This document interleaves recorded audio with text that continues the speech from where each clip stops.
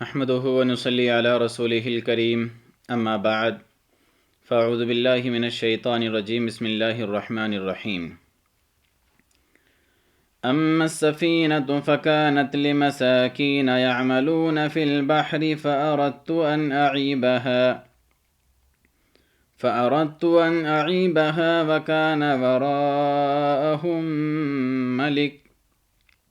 وكان وراءهم ملك يأخذ كل سفينة غصبا صدق اللہ العظیم۔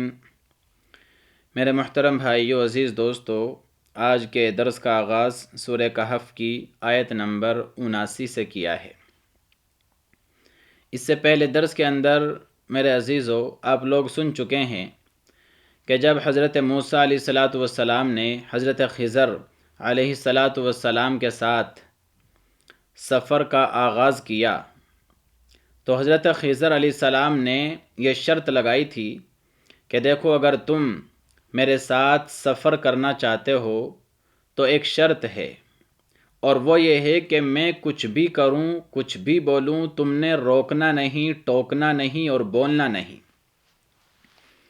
حضرت موسیٰ علیہ السلام نے فرمایا کہ جی ٹھیک ہے، مجھے آپ کی یہ شرط منظور ہے، میں درمیان میں کچھ بھی نہیں بولوں گا۔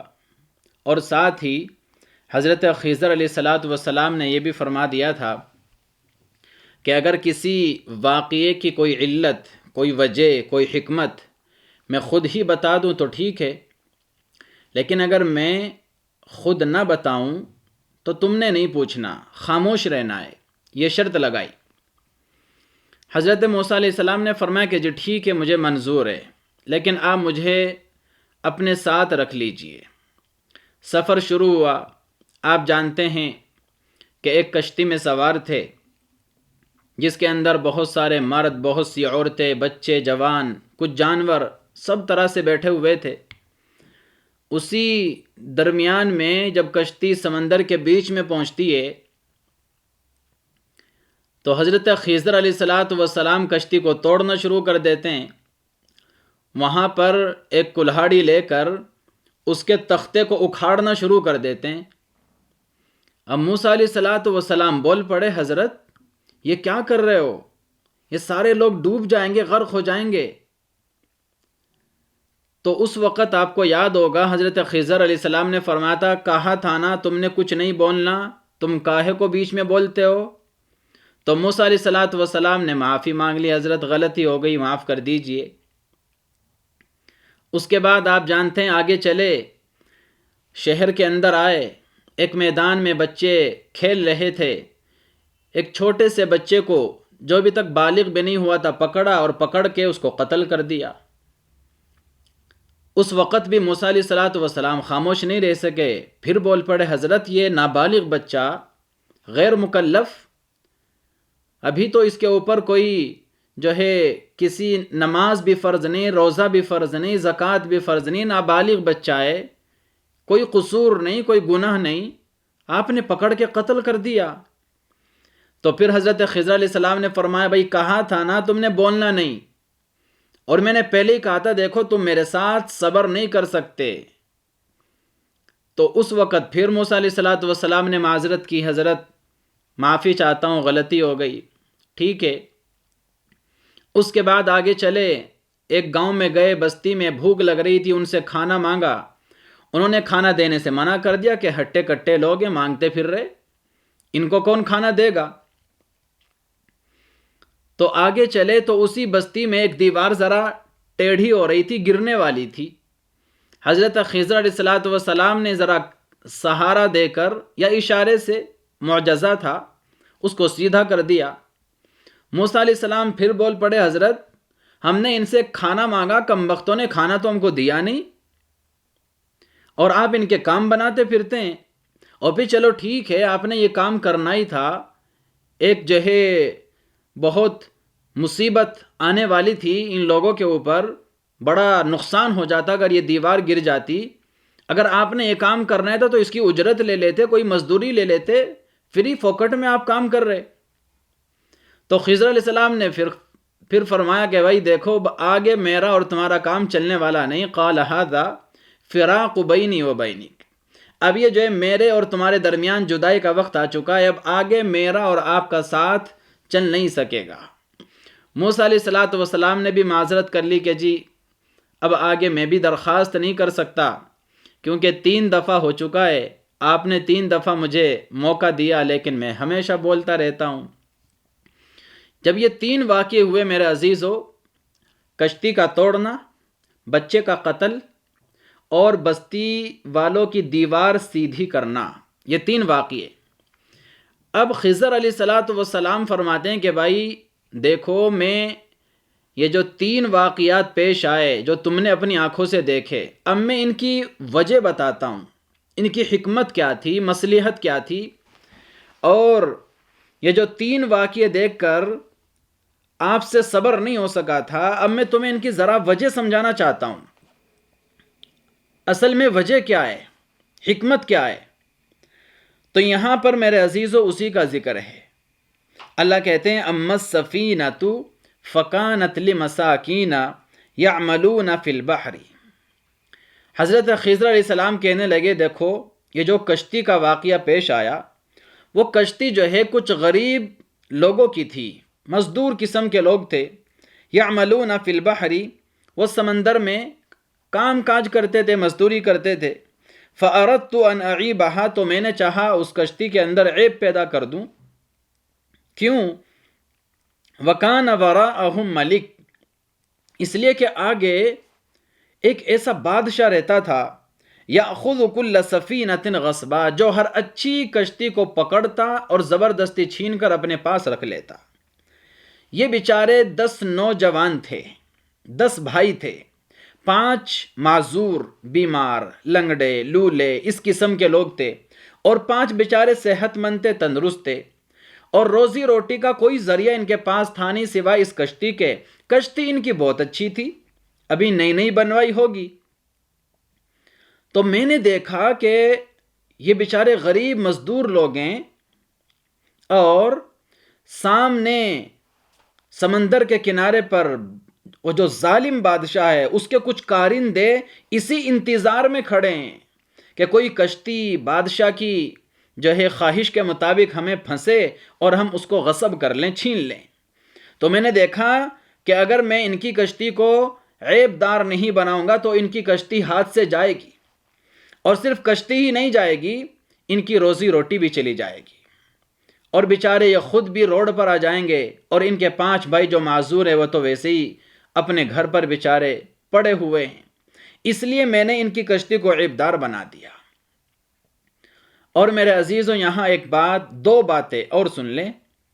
پہلی بات تو آپ نے سمجھ لی کہ حکمت کیا تھی، اور یہ جو خضر علیہ السلام کر رہے تھے اپنی طرف سے نہیں، اللہ کے حکم سے۔ اس کشتی کو عیب دار بنا کر حضرت خضر علیہ السلام نے بہت بڑا احسان کیا کشتی والوں پر، اس لیے کہ اگر اس کشتی کو عیب دار نہ بنایا جاتا، ہمیشہ کے لیے ان کی کشتی چلی جاتی اور وہ بیچارے ہمیشہ کے لیے روڈ پر آ جاتے۔ تو یہ احسان ہے۔ اور پھر روایات کے اندر آتا ہے کہ حضرت خضر علیہ السلام نے جب دیکھا کہ خطرہ ٹل چکا ہے، وہ کارندے وہاں سے جا چکے ہیں، تو پھر اس کشتی کو اپنے ہی ہاتھوں سے درست بھی کر دیا تھا۔ یہ ان کا ایک معجزہ تھا، تختہ اکھاڑ دینے کے باوجود بھی پانی کشتی کے اندر موجود نہیں آیا، یہ ان کا ایک معجزہ تھا۔ اور یہاں ایک بات یہ بھی سمجھ لیں، موسیٰ علیہ السلام اس واقعے کو دیکھ کر صبر نہیں کر سکے اور بول پڑے کہ کشتی ڈوب جائے گی، سارے لوگ تباہ برباد ہو جائیں گے، لیکن اپنا واقعہ بھول گئے۔ خضر علیہ السلام نے کشتی کا ایک تختہ اکھاڑ دیا تو ایک دم سے سوال کر لیا، صبر نہیں کر سکے، اور اپنا جو خود کا واقعہ تھا بچپن میں پیش آیا تھا اس کو بھول گئے۔ مفسرین نے لکھا ہے کہ بچپن میں جب فرعون بنی اسرائیل کے بچوں کو قتل کر رہا تھا، حضرت موسیٰ علیہ السلام جب پیدا ہوئے تو آپ کی والدہ نے آپ کو صندوق میں بند کر کے سمندر کے حوالے کر دیا تھا۔ تو موسیٰ علیہ السلام اس بات کو بھول گئے، ارے جو رب مجھے صندوق کے اندر، بچپن کے اندر اور سمندر کی لہروں کے اندر محفوظ رکھ سکتا ہے، مجھے بچا سکتا ہے، میری حفاظت کر سکتا ہے، تو کیا وہ تختہ نکال دینے کے باوجود خضر علیہ السلام کے معجزے کی برکت سے کشتی والوں کی حفاظت نہیں کر سکتا؟ اپنا واقعہ بھول گئے۔ تو یہ حکمت تھی میرے عزیزو، جو انہوں نے اس کشتی کو عیب دار بنایا تھا۔ اور وَأَمَّا الْغُلَامُ فَكَانَ أَبَوَاهُ مُؤْمِنَيْنِ، پھر خضر علیہ السلام کہنے لگے جہاں تک بات ہے اس لڑکے کی کہ اس لڑکے کو میں نے کیوں قتل کیا، تو اس کی وجہ بھی سن لیں اور اس کی حکمت بھی سن لیں۔ اس کی حکمت یہ ہے فَكَانَ أَبَوَاهُ مُؤْمِنَيْنِ، اس لڑکے کے ماں باپ مومن تھے، مسلمان تھے۔ فَخَشِينَا أَن يُرْهِقَهُمَا طُغْيَانًا وَكُفْرًا، اور ہمیں ڈر ہوا اس بات کا کہ یہ لڑکا اپنے ماں باپ کو بڑا ہو کر سرکشی اور کفر کے اندر مبتلا کر دے گا۔ اللہ کے علم میں یہ بات تھی اور اللہ نے مجھے بتا دی تھی کہ یہ بچہ جوان ہو کر خود بھی سرکش، فسادی، ظالم، متکبر اور گھمنڈی اس قسم کا انسان بنے گا، کفر کرنے والا اور شرک کرنے والا، اور ساتھ ہی جو اس کے نیک صالح مومن ماں باپ ہیں یہ ان کو بھی گمراہ کر دے گا، بھٹکا دے گا، سیدھے راستے سے ہٹا دے گا۔ اس لیے بچپن میں ہی اس راستے کے پتھر کو ہٹا دیا جائے زیادہ بہتر ہے، بچے کے حق میں بھی، ماں باپ کے حق میں بھی۔ بچے کے حق میں اس لیے کہ بچپن میں مار دیا جائے گا، آخرت اس کی بچ جائے گی، کیونکہ علماء کہتے ہیں جو نابالغی کی حالت میں مر جاتے ہیں ان کو اللہ تعالیٰ جنت عطا کرے گا۔ تو بچے کے حق میں یہ بہتر، اور ماں باپ کے حق میں بھی یہی بہتر، کیونکہ اس بچے کے بدلے ایک تو ماں باپ کا ایمان بچ جائے گا، اسلام بچ جائے گا، وہ راہ راست سے بھٹکنے سے بچ جائیں گے، اور دوسرے اللہ تعالیٰ اس کا نعم البدل ان کو عطا فرما دے گا۔ اس بچے کے بدلے اللہ تعالیٰ دوسرا بچہ جو اس سے بہتر ہوگا وہ عطا کر دے گا۔ دیکھو آگے وہی بات ہے، فَأَرَدْنَا أَن يُبْدِلَهُمَا رَبُّهُمَا خَيْرًا مِّنْهُ زَكَاةً وَأَقْرَبَ رُحْمًا، اللہ کہتے ہیں ہم نے چاہا کہ ان کا رب اس بچے کے بدلے ان کو ایک ایسا بچہ عطا فرما دے جو پاکیزگی کے اعتبار سے بھی اس سے بہتر ہوگا اور حسن سلوک میں بھی اس سے بڑھا ہوا ہوگا۔ چنانچہ مفسرین نے لکھا اس بچے کے قتل کے بعد ان ماں باپ کو اللہ تعالیٰ نے ایک نیک صالح بیٹا عطا فرمایا، اور بعض علماء نے تو اس سے بھی بڑی بات کہی، لکھی ہے، تفسیری روایات کے اندر آتا ہے کہ بیٹا نہیں، اللہ تعالیٰ نے ایک بیٹی عطا فرمائی اس بچے کے قتل کے بعد ان ماں باپ کو، اور ایسی نیک صالح، نیک سیرت اور خوش نصیب بچی اللہ تعالیٰ نے عطا فرمائی۔ آگے چل کر اس بیٹی کی نسل سے 70 انبیاء علیہ السلام پیدا ہوئے۔ تو دیکھو اللہ تعالیٰ کے ہر کام میں کیسی حکمت اور کیسی مصلحت ہوتی ہے میرے دوستو عزیزو، لیکن اس حکمت کو صرف اللہ جانتا ہے، ہم نہیں سمجھ سکتے۔ اور وَأَمَّا الْجِدَارُ فَكَانَ لِغُلَامَيْنِ، اور موسیٰ جہاں تک اس دیوار کی بات ہے، تم جو کہہ رہے ہو یہ دیوار آپ نے کیوں سیدھی کر دی، ہم نے ان سے کھانا مانگا، انہوں نے کھانا تو ہمیں دیا نہیں، اور آپ ان کے کام بناتے پھر رہے، تو اس کی حکمت اور اس کی مصلحت بھی ذرا سمجھ لیں۔ وَأَمَّا الْجِدَارُ فَكَانَ لِغُلَامَيْنِ يَتِيمَيْنِ فِي الْمَدِينَةِ، فرماتے ہیں کہ دیوار کی جہاں تک بات ہے یہ 2 یتیم لڑکوں کی تھی جو شہر کے اندر رہتے تھے۔ وَكَانَ تَحْتَهُ كَنْزٌ لَهُمَا، اور اس دیوار کے نیچے ان بچوں کا خزانہ تھا، سونا اور چاندی دبا ہوا تھا۔ وَكَانَ أَبُوهُمَا صَالِحًا، اور ان دونوں یتیم لڑکوں کا جو باپ تھا وہ بڑا نیک صالح، مر گیا تھا بیچارہ، وفات پا چکا تھا۔ فَأَرَادَ رَبُّكَ أَن يَبْلُغَا أَشُدَّهُمَا، تیرے رب نے چاہا کہ یہ دونوں بچے جوان ہو جائیں، اور وَيَسْتَخْرِجَا كَنْزَهُمَا، اور پھر اپنا خزانہ دیوار کے نیچے سے نکال لیں، رحمتم من ربک، یہ تیرے رب کی رحمت کی بنا پر ہوا۔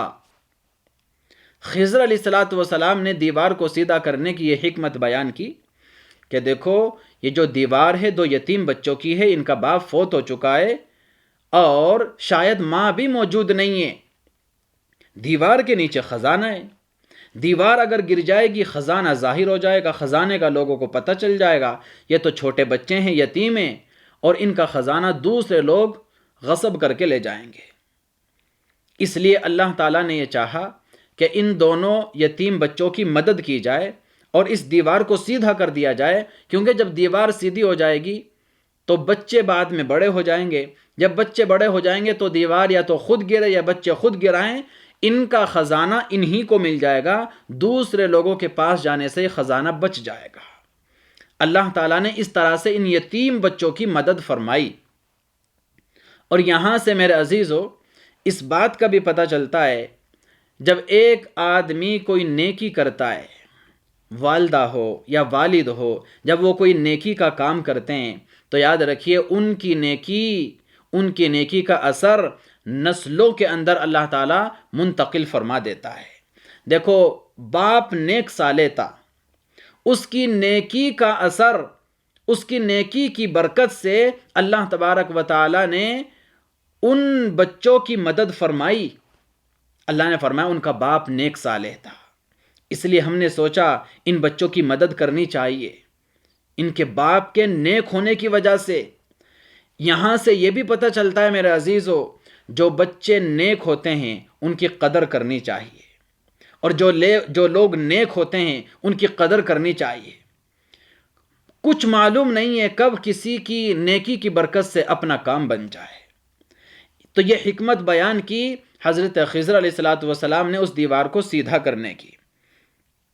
اور یہ جو 2 واقعے ہیں، ایک تو لڑکے کو لے کر اور اسی طرح دیوار کو سیدھا کرنے کو لے کر، ان 2 واقعوں کے بالکل عین مطابق 2 واقعے موسیٰ علیہ السلام کے ساتھ بھی پیش آئے، لیکن جیسے میں نے کشتی والے واقعے کے اندر بتایا کہ اپنا واقعہ تو موسیٰ علیہ السلام بھول گئے اور کشتی کو توڑنے کو لے کر اعتراض کرنے لگے، اسی طرح لڑکے کے قتل کو لے کر تو اعتراض کر رہے ہیں لیکن اپنا واقعہ بھول گئے۔